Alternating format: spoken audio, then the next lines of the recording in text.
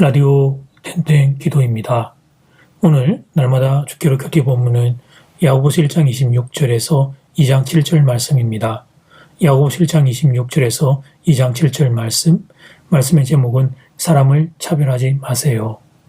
본문을 보면 유대인 회당 안에 차별이 있었습니다. 2절 말씀, 만일 너희 회당에 금가락지를 끼고 아름다운 옷을 입은 사람이 들어오고 또 남난 옷을 입은 가난한 사람이 들어올 때에 유대인들은 흩어져 사는 곳마다 회당을 짓고 회당 중심의 삶을 살았습니다. 그래서 2절에 너희 회당에 라고 언급한 것입니다. 회당에는 부자도 들어오고 가난한 사람도 들어왔습니다. 그때 사람들의 눈길은 어디로 향했을까요? 당시 야고보서의 수신자인 기독교인들이 사람을 외모로 차별했습니다. 당시 회당은 앞자리는 의자에 있고 뒷자리는 맨 땅이었습니다. 그러니까 VIP가 들어오면 앞자리에 앉으라고 자리를 내어주었습니다. 반면 가난한 사람들이 들어오면 거기 서 있든지 아니면 발치에 앉으라고 무시를 했습니다. 그것이 3절 말씀입니다. 내가 아름다운 옷을 입은 자를 눈여겨보고 말하되 여기 좋은 자리에 앉으소서 하고 또 가난한 자에게 말하되 너는 거기 서 있든지 내 발등상 아래에 앉으라 하면 즉 사람을 외모로 차별했던 것입니다. 그런데 세상은 그렇다고 할지라도 그러나 세상이 아무리 그렇다고 할지라도 그것은 잘못이라고 성경이 선언합니다. 4절 말씀, 너희끼리 서로 차별하며 악한 생각으로 판단하는 자가 되는 것이 아니냐. 성경은 차별이 악한 생각이라고 분명히 선언합니다. 9절 보면 더 강하게 말하는데요. 사람을 차별하는 것은 죄를 짓는 것이라고 선언합니다. 그러니까 사람 차별은 하나님이 싫어하시는 일이라는 사실입니다. 이런 뉴스를 본 적이 있습니다. 택배 기사님들을 엘리베이터 타지 못하게 하는 아파트가 있다고.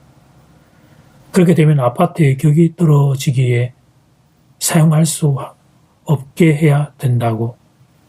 그러면서 기사님을 그 무거운 짐을 지고 계단을 오르내리라고 했다는 것입니다. 어떻게 하려고 그렇게 못된 행동을 하는지 모르겠습니다. 그런데 그 아파트에도 기독교인들이 살고 있을 텐데 어떻게 그렇게 못된 행동을 방치한 것인지. 어느 순간 우리들의 신앙의 지표가 너무 외적인 것이 되어버렸습니다. 외적인 성취가 의미가 없다는 것이 아니고 그게 우리의 전부가 되어버린 것을 다루는 것입니다. 물론 우리가 세상에서 성공해야죠. 우리의 자녀들이 세상에서 잘되고 잘되기를 바랍니다. 그런데 그들의 가슴에 예수의 생명이 살아있기를 소망합니다. 그래서 어디에 있든지 어떤 자리에 있든지 사람을 차별하지 않고 소중히 대하는 사람들, 그들이 우리 성도이기를 바랍니다. 그들이 진짜 예수 믿는 사람이기 때문입니다.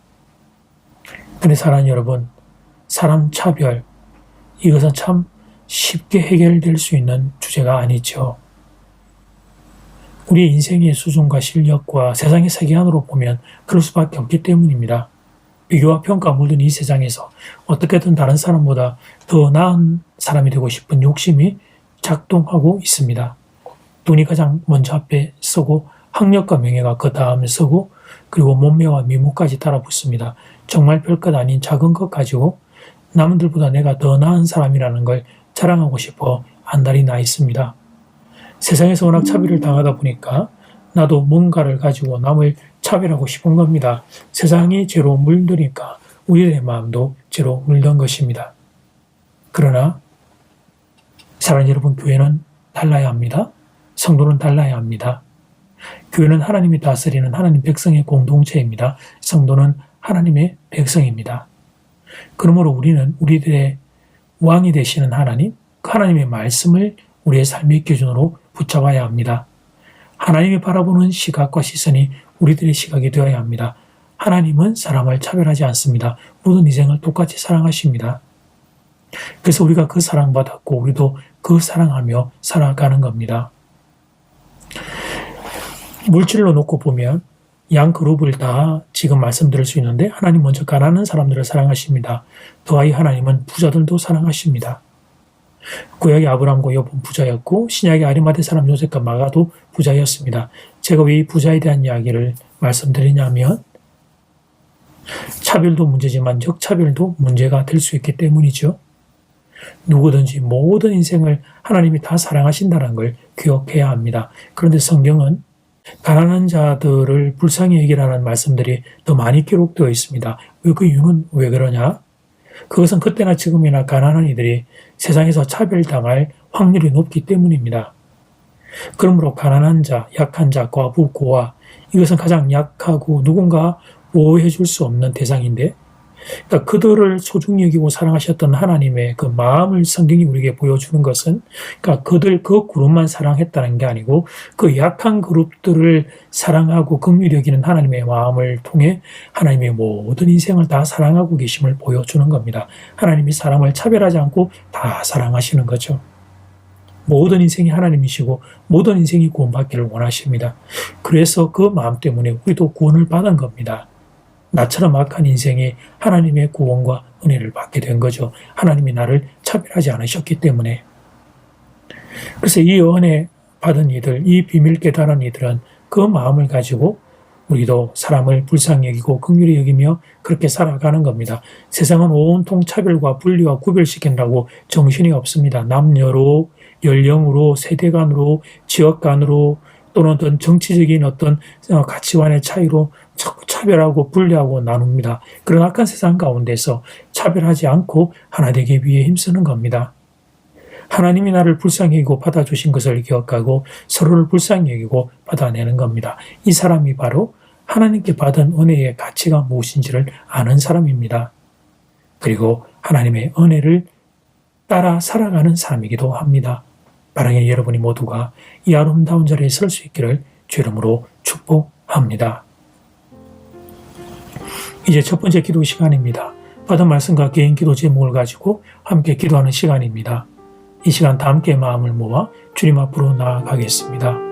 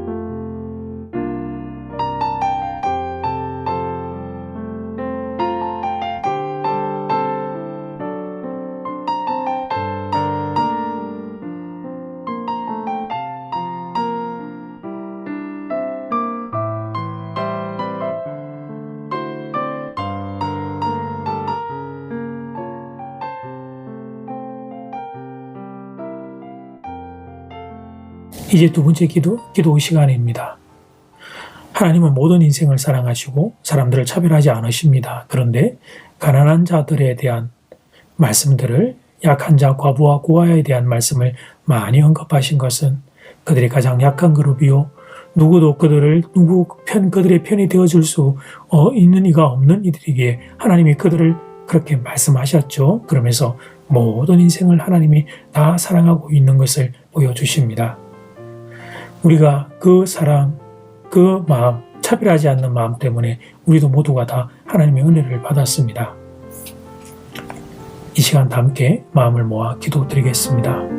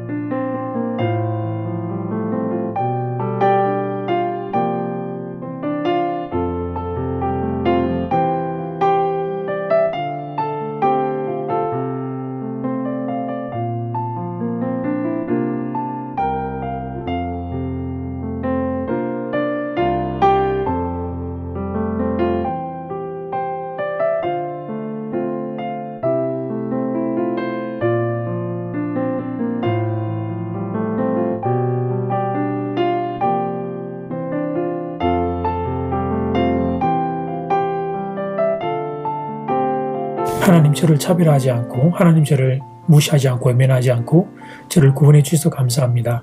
저에게 은혜 주셔서 감사합니다. 그 마음, 그 하나님의 마음을 가슴에 품고 하나님이 약한 세상 가운데 차별이 아니라 하나됨을 위하여 걸어가겠습니다. 불쌍히 여기고 긍휼히 여기는 인생이 되겠습니다. 하나님께 받은 그 은혜의 가치를 제대로 알고 제대로 나누고 전하며 사는 인생이 되겠습니다. 우리가 그렇게 갈 수 있도록 하나님 힘과 은혜를 더하여 주시옵소서. 예수님 이름으로 기도드립니다. 아멘.